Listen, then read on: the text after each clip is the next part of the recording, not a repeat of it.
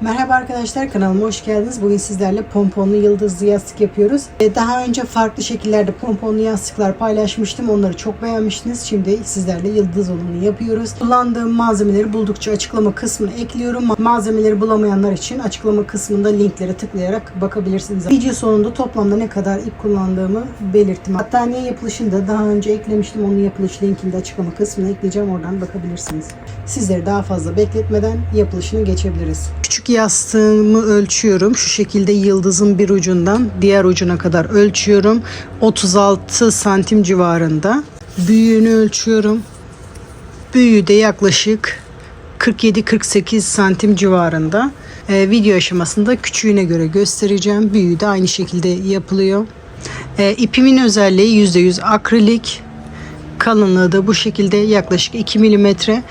Tığ önerisi 5,5 mm'ymiş. Bu bana çok büyük geldi. 4 mm ile öreceğim. Ben 4 mm tığ kullanacağım. 199 gramda 325 metre ip varmış. Bu gramajlarda ip alırken sizlere yardımcı olabilir. Pomponlara da aynı şekilde aynı markanın başka rengini kullandım.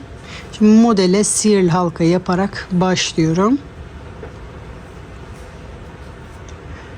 3 zincir çekerek başlıyorum. Bu benim ilk trabzanım. Halka içerisinde toplamda 20 trabzan yapıyorum. İlk zincirle birlikte 2 oldu. 3 4 5 bu şekilde sırasıyla halka içerisinde 20 trabzan yapalım. Toplamda 20 trabzan yaptım. Şimdi halkamı iyice sıkıyorum. İlk yaptığım trabzanın tepesine batarak sıramı birleştiriyorum. Şimdi modele devam etmeden önce şu anda videoyu durdurarak bir beğen ve yorum yaparak destek olursanız sevinirim arkadaşlar. Şimdi yapım aşamasına geri dönebiliriz. 3 zincir, yeni sıraya başlıyorum. Şimdi bu zincirin tepesinde yapmış oluyoruz. Sıradaki trabzanın bu şekilde arkasından beri yapıyorum. Tepesine batmıyorum. Bakın sıradaki trabzanın arkasından beri bir trabzan, yanındaki trabzanın tepesinde bir trabzan,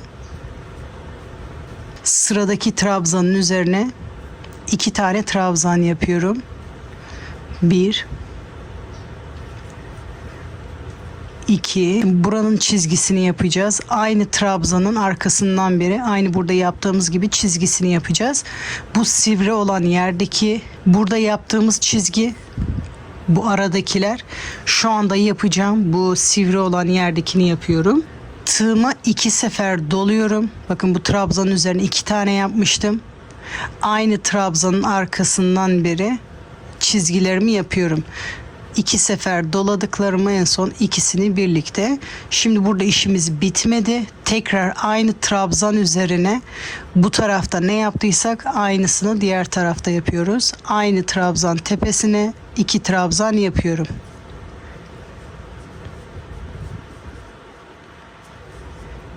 Şimdi sıradaki trabzanın üzerine bir tane, sıradaki trabzanın da arkasından beri tepesine batmıyoruz. Buradaki ara çizgiyi burada yaptık şu anda.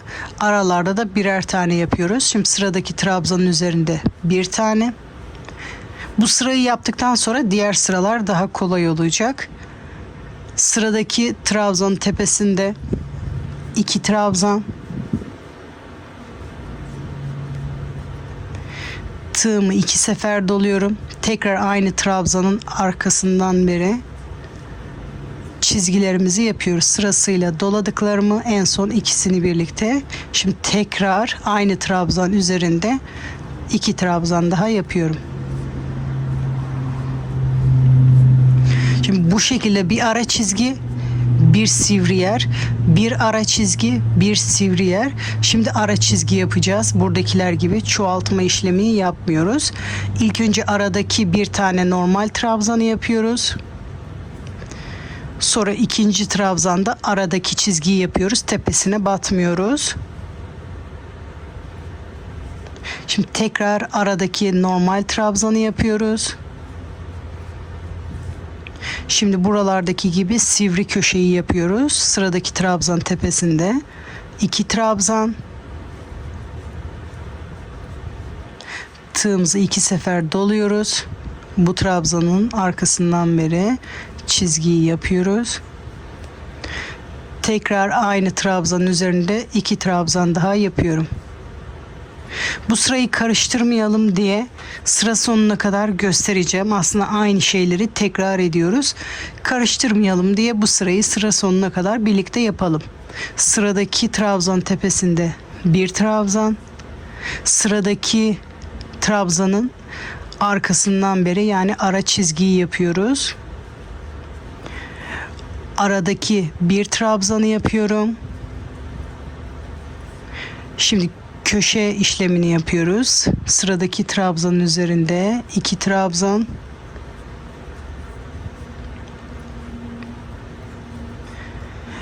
İki sefer doluyoruz. Aynı trabzanın arkasından beri çizgiyi yapıyoruz. Aynı trabzanın üzerinde 2 tane daha yapıyoruz. 2 trabzan. Şimdi normal aradaki 1 trabzanı yapıyorum.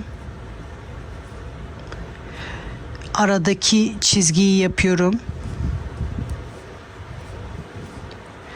Aradaki 1 trabzanı yapıyorum. Şimdi son köşeyi yapıyorum. Burada ilk önce trabzanın üzerine 2 trabzan. Tığımı 2 sefer doluyorum. Aynı trabzanın arkasından beri çizgiyi yapıyorum. Trabzan tepesinde 2 trabzan daha yapıyorum.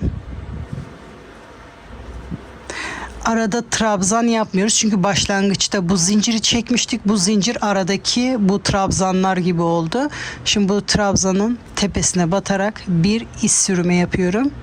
Şimdi yeni sıraya başlıyoruz. Artık köşe ve ara çizgilerimiz belirginleşti. Toplamda 5 köşe, 5 tane de ara çizgisi oluştu. Şimdi 3 zincir. Bu trabzanın tepesi oluyor. Şimdi bu çizgiyi yapıyoruz. Çizginin tepesine batmıyoruz. Ara çizgilerde tepeye batmıyoruz. Çizginin bakın arkasından beri normal trabzanımı yapıyorum.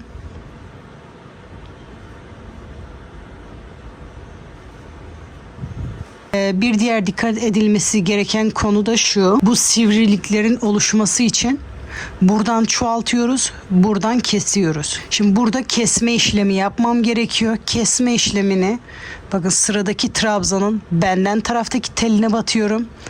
Hemen yanındaki trabzanın da benden taraftaki teline batıyorum. İkisini birlikte bu şekilde trabzan yapıyorum. Kesme işlemini yapıyorum. Bir tane kesiyoruz. Bakın yani şu 2 trabzanı birleştirip tek trabzan gibi oldu. Bir tanesini kesmiş olduk. Şimdi burada tek bir trabzan kaldı. Onun üzerine bir tane yapıyorum. Şimdi bundan sonraki sıralarda sadece bunu ikinci sırada buralarda 2'şer tane yapmıştık. Burada kesme işareti yapıp burada 3 tane yapınca çok delik oluyordu burada. Onu önlemek için ikinci sırayı öyle yapmıştık. Ama 3. sıra ve bundan sonraki sıralarda hep bu şekilde olacak. Bu çizgilerin yanında kesilecek. Burada da çoğaltma işlemi olacak. Şimdi bu yaptığımız çizgi trabzanın üzerinde 3 normal trabzan, 1, 2 aynı trabzanın tepesinde 3 trabzan yapıyorum. Buradaki çizgilerde sarma sayısı aynı. 2 sefer doluyorum ve çizgiyi yapıyorum. Bu çizgi kısımları aynı olacak. Tekrar aynı trabzan üzerinde 3 trabzan daha yapıyorum. 3 trabzan bu tarafa, çizgiyi yaptıktan sonra da diğer tarafa yapıyoruz. 1 2 ve 3. Şimdi sıradaki trabzanın üzerine bir tane normal trabzan. Bakın burada çizgi var. Çizgiden önce 2 tane trabzan var. Aynı buradaki gibi kesme işlemi yapmam gerekiyor. Sıradaki trabzanı benden taraftaki teline batıyorum. Hiç tığımı çıkarmadan sıradaki trabzanın da benden taraftaki teline batarak bu şekilde trabzan yapıyorum ve kesme işlemi yapıyorum. Bunun tepesine batmıyoruz. Sadece çizgiyi yapıyorum. Arkasından beri bir trabzan yapıyorum. Bu köşeyi de göstereceğim. Ondan sonra sıra sonuna kadar aynı şekilde yapacağız. Şimdi bu çizginin diğer tarafında kesme işlemi yapmam gerekiyor. Bu şekilde ikisini bir yapıyorum. Bu ikisini birleştirdim. Bunun tepesine artık batmıyoruz. Sırada normal trabzan bir tane kaldı. Ona normal trabzan yapıyorum. Şimdi köşeye geldim. Buralar sivri şu anda. Sivri yerleri yaparken de buradaki gibi 3 tane trabzan, 1 2 ve 3 tığıma 2 sefer doluyorum. Bu çizginin arkasında trabzanı yapıyorum. Aynı çizginin üzerine 3 trabzan, 1 2 ve 3. Burada normal bir tane trabzan vardı. Bunun tepesine bir normal trabzan. Bakın ara çizgiye geliyoruz. Son 2 trabzan kaldı. Bunların da tepesine bu şekilde batarak ikisini birlikte yapıyorum. Çizginin de arkasından beri yapıyorum. Bu şekilde sırayı sıra sonuna kadar yapalım. Ara çizgilerin orada kesme olacak. Köşelerde de çoğaltma işlemi olacak. Bu şekilde sıra sonuna kadar bu köşeyi yapalım. Köşeden sonra birleştirmeyi göstereceğim. Bu son köşeye kadar yapalım. Şimdi sıra sonuna kadar geldim. Son köşeyi de yaptım. Bakın burada köşeleri yaptıktan sonra arada bir normal trabzan vardı. Burada onu sıra başında yaptık. Çünkü hani yeni sıraya başlarken bu çizgiyi de yapmam gerekiyordu. O yüzden o tekli trabzanı burada yaptık. Şimdi kesme işlemi yapmam gerekiyor. Bunun bir telinden, sıradakini de bir telinden alarak bu şekilde normal trabzan yapmıyoruz. Kesme işlemi yapıyoruz. Sonra bu çizginin tepesine batarak sıramı tamamlıyorum. Tekrar 3 zincir çekerek yeni sıraya başlıyorum. Burada şimdi normal trabzan sayısı çoğaldı. Sıra bitiminde bunun yanındaki son 2 trabzanda kesme işlemi yapacağız. Bu tekli trabzan gibi olacak burada. Şimdi çizgiyi yapıyorum. Şimdi bundan sonraki sıralar hep aynı olacak. Ara çizginin yanında kesme olacak. Bunun benden taraftaki teline batıyorum. Yanındaki trabzanın da benden taraftaki teline batarak ikisini birlikte bu şekilde alıyorum. Ondan sonra normal trabzan yapıyorum. Bu ikisinin tepesinde işlem yapmış olduk. Şimdi bunun tepesine batarak bir normal trabzan. Köşeye kadar şimdi hepsinin tepesine birer tane normal trabzan yapıyoruz.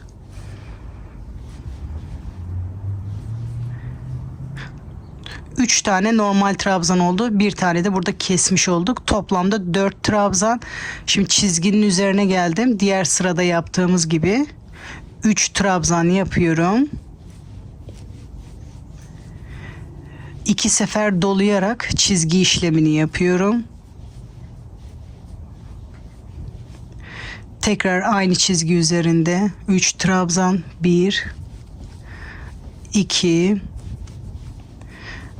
3. Şimdi son 2 tane kalana kadar normal trabzan yapıyorum hepsinin üzerine. Bunlar diğer sırada çoğalttıklarımız. Onların üzerine birer tane trabzan yapıyoruz. Şimdi burası ara çizgi. Son 2 tane trabzan kaldı. Onların da bu şekilde birer tane tellerine batarak normal trabzan yapıyorum. Bu şekilde de kesmiş oluyorum. Şimdi çizginin arkasından beri batıyorum. Tepesine batarsak çoğalma işlemi oluyor. O yüzden tepesine batmıyoruz. Çizginin yanındaki 2 trabzanın birer tane tellerine batarak kesme işlemi. Bu trabzanların üzerine birer tane trabzan.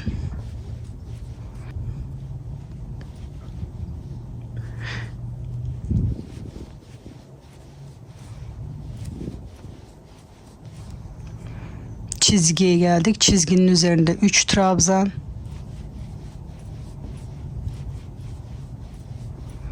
2 sefer dolayarak sivri yerdeki çizgiyi yapıyoruz. Tekrar aynı trabzan üzerinde 3 trabzan yapıyorum. 1 2 ve 3 sırasıyla son 2 tane kalana kadar üzerlerine birer tane trabzan yapıyoruz. 1 2 diğerleriyle aynı olması için de bunları sayıyorum. Şimdi kesme işlemi yapıyoruz. Son 2 tane kaldı. Ve çizgiyi yapıyoruz. Ara çizgi. Bu sırayı da bu şekilde sıra sonuna kadar tamamlayalım. Yıldız şeklini almaya başladı. Şimdi sıra sonuna kadar geldim. Son köşeyi yaptım. Arada birkaç tane trabzan yaptım. Son 2 trabzan kaldı. Burada kesme işlemi yapmam gerekiyor. Bakın buralarda normalde köşeyi yaptıktan sonra 3 tane normal yapıyorduk. 1 tane kesiyorduk.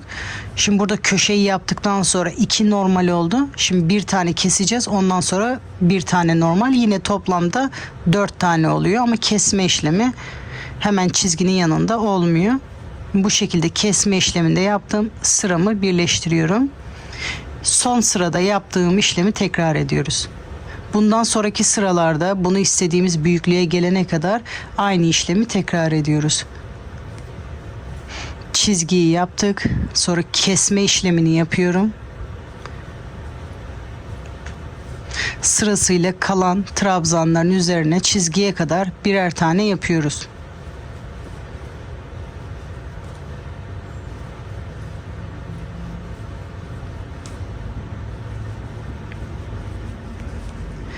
Köşe çizgisi aynı. 3 trabzan.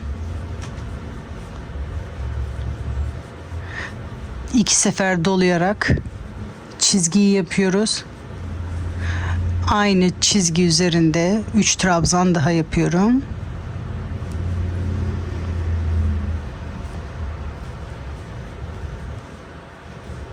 Sırasıyla trabzanların üzerine birer tane trabzan yapıyorum. Son 2 tane kalana kadar.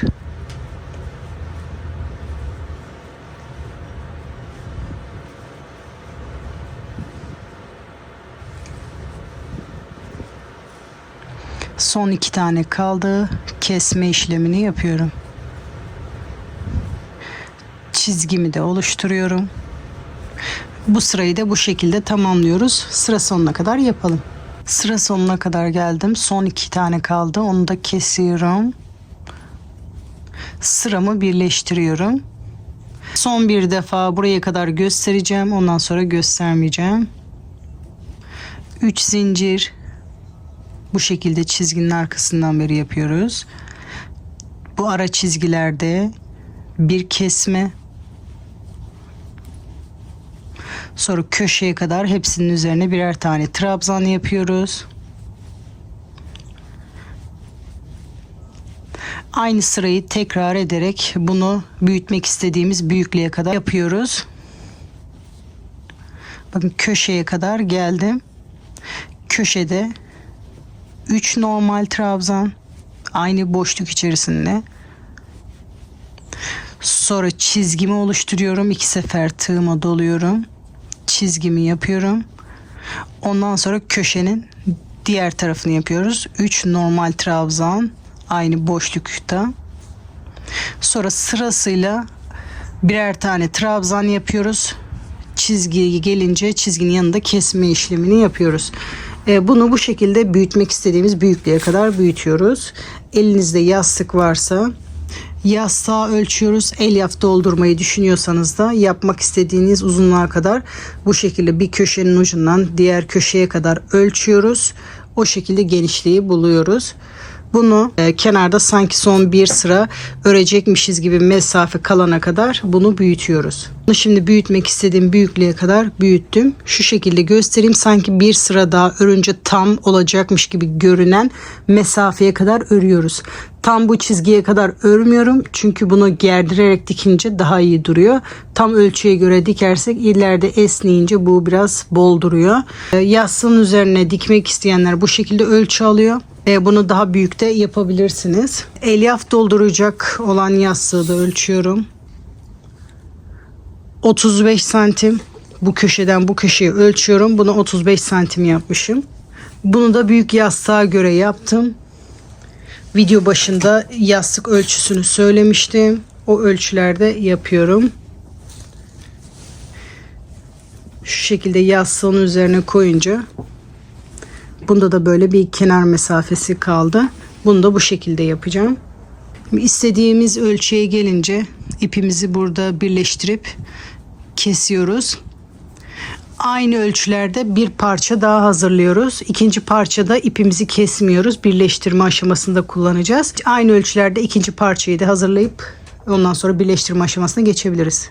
Şimdi ikinci parçayı da hazırladım. İpimi kesmedim. Şimdi bunları birleştirmeye başlıyoruz. Bunun tersini çeviriyorum. İlk hazırladığım parçayı. Şimdi hazırladığım parçayı da üzerine ekliyorum. Kenarlar kenara, köşelerde köşelere denk gelecek şekilde yerleştiriyorum. İkisinin tersi birbirine bakacak. Düzleri dışarıda kalacak. Şimdi eklemeye başlıyorum. Eklerken iz sürme yaparak da ekleyebilirsiniz. Sık iğne yaparak da ekleyebilirsiniz. Şimdi çizginin arka teline batıyorum.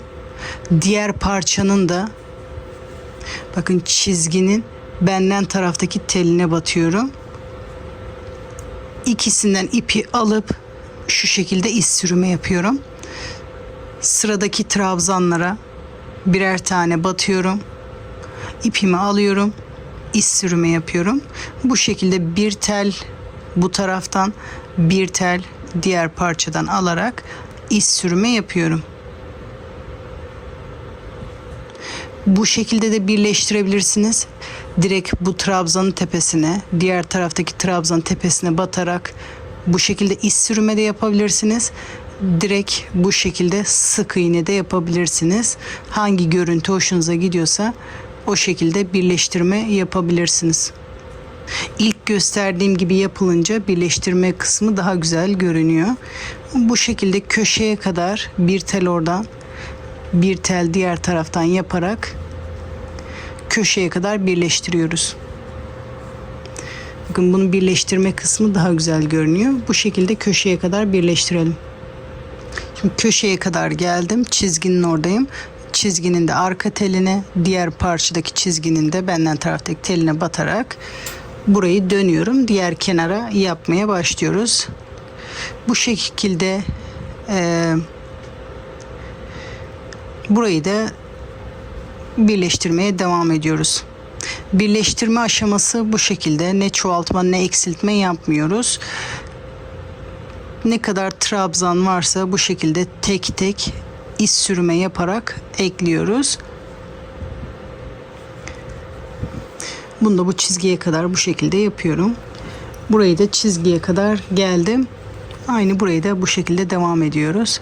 Bir tel orada, bir tel diğer taraftan.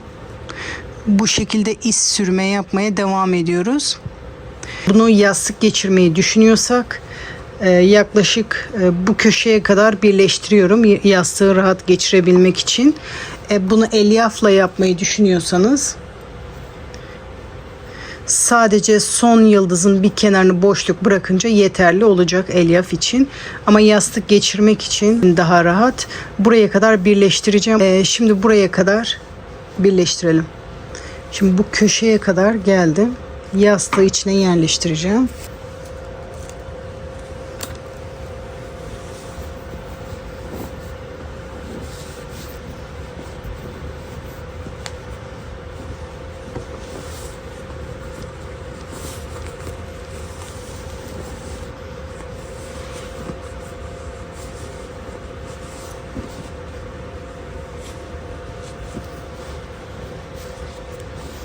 Şimdi yastığı içine geçirdikten sonra o şekilde birleştirmeye devam edeceğim. Tabii böyle biraz zor olacak. Sırasıyla iz sürme yapmaya devam ediyorum.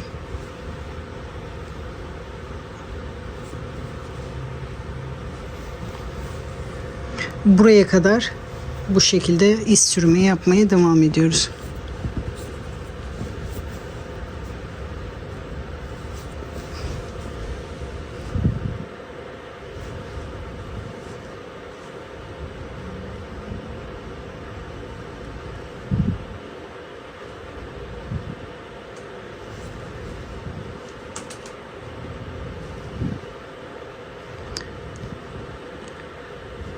Normal sıralarda yaptığımız gibi iz sürme yapmaya devam ediyoruz. Ben şu anda kamera altında çok zor çalıştığım için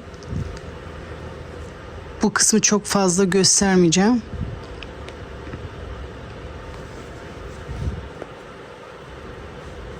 Burayı da bu şekilde sırasıyla bu başlangıç noktasına kadar birleştiriyorum. Şimdi sıra sonuna kadar burayı da birleştirdim. Başlangıç noktasına kadar birleştirdim. Bir zincir çekip ipimi kesiyorum. İpimi yastığın içinde saklıyorum. Sonra bu fazlalık ipi kesiyorum. Şimdi yastık kısmı hazır. Pomponu yapılışına geçebiliriz. Pomponu yaparken ben aparat kullanacağım.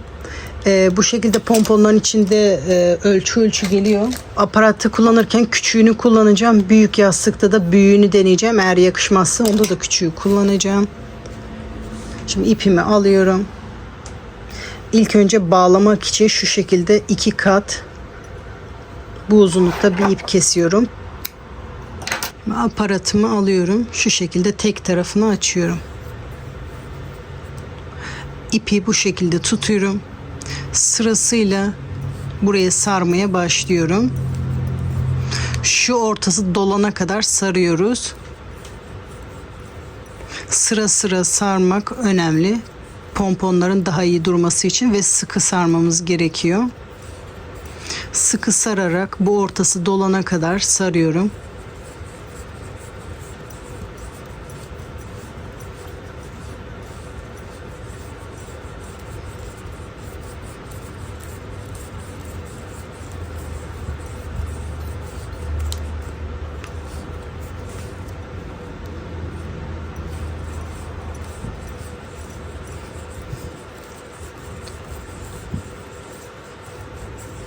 Şimdi bu kısım doldu. Aparatı kapatıyorum. Sonra diğer tarafı açıyorum. İpimi diğer tarafı da dolduruyorum. Bu şekilde sıra sıra sarıyoruz. Burası da dolana kadar saralım.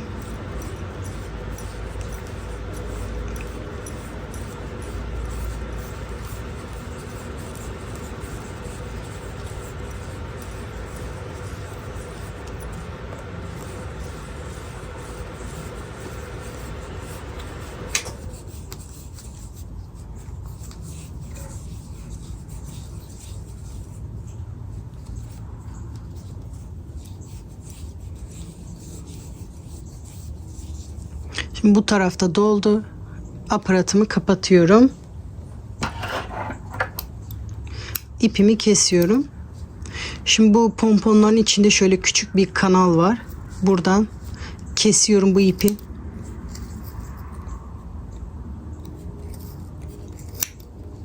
Burayı da kapatalım. Açılıyor. Burayı tutuyorum. Şu açılan yeri tutuyorum. Sonra diğer tarafı kesiyorum.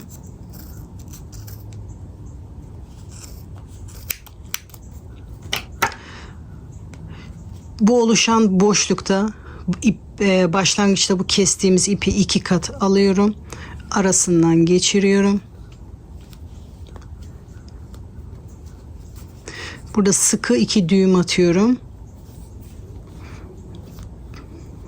Tek kat olunca bu ip kopuyordu. O yüzden 2 kat yaptık ki bu sıkı bir düğüm atalım. Şimdi ikinci düğümü de atıyorum. İkinci düğümü de attım. Artık aparatla işimiz bitiyor. Bunu çıkarıyoruz bu şekilde.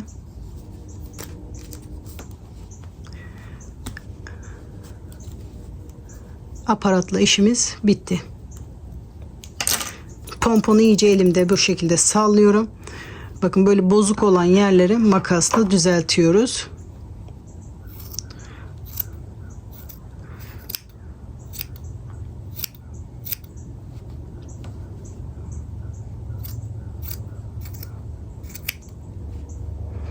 Bu şekilde uzun olan yerleri keselim.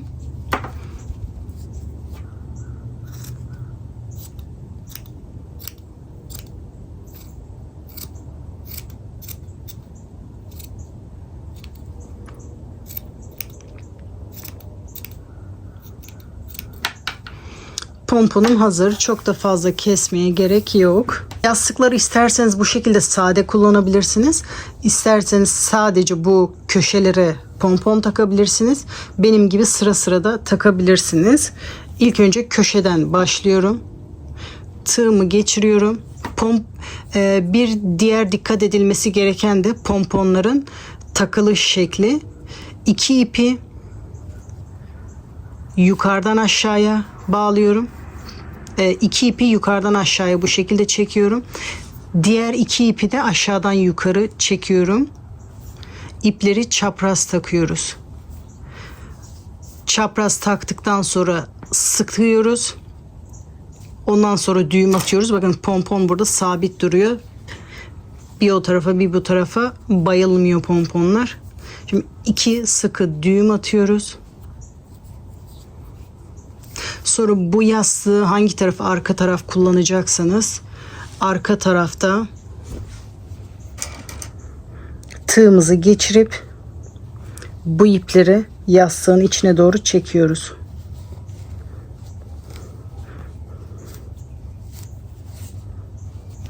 Sonra bu ipi kesiyoruz. Sıra sıra bu şekilde pomponları takıyoruz.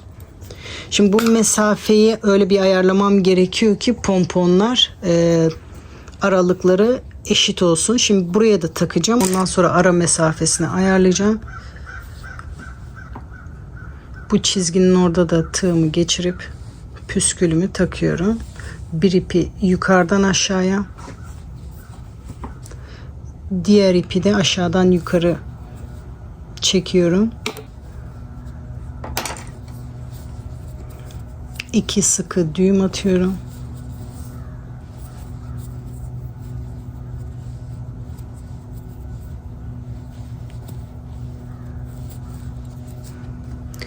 Sonra yastığın içine çekiyorum.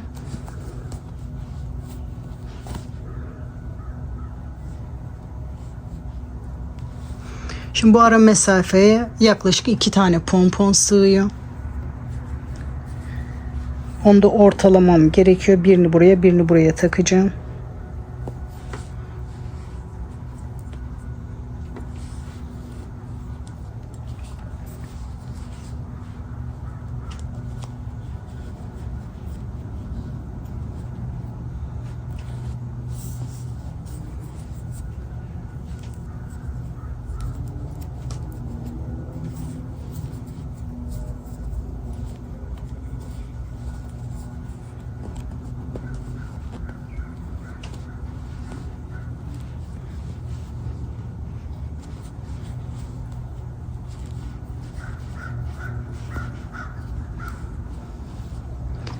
Şimdi buradakini de takıyorum.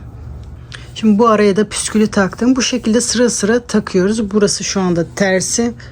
Düzü bu şekilde görünecek. Şimdi sıra sıra bütün kenarlara bu pomponları takalım. Bu diğer tarafta bir kenara takmıştım. Şimdi sırasıyla diğer kenarlara da takıyorum. Elyaf dolduracağım yastığa da bu köşeden boşluk bırakmıştım. Oradan sırasıyla bu sivri uçlara elyaflarımı dolduruyorum.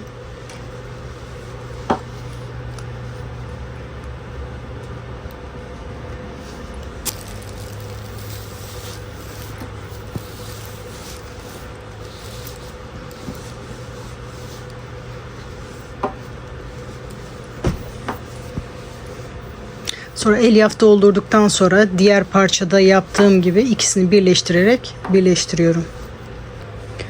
Bunu da elyaf doldurduktan sonra diğer yastıkta yaptığım gibi bir tel oradan, bir tel karşıdan bu şekilde alarak iz sürümü yapıyorum. Yastığı birleştiriyorum. Bunu da bu şekilde birleştirelim sıra sonuna kadar. Modelin bitmiş hali bu şekilde arkadaşlar. Video başında yastığın ölçüsünü söylemiştim. Şu anda gördüğünüz küçük yastık. Büyük yastığı da bitirir bitirmez sizlerle shorts video olarak ve sosyal medyalarda paylaşacağım. Bunu bu şekilde 2 renkli tek renkte çalışabilirsiniz. Yastık küçük olduğu için pomponları küçük çalıştım. Daha büyük yastıklarda daha büyük pomponlar tercih edilebilir. Yastık kısmı için neredeyse 250 metre kadar ip gitti.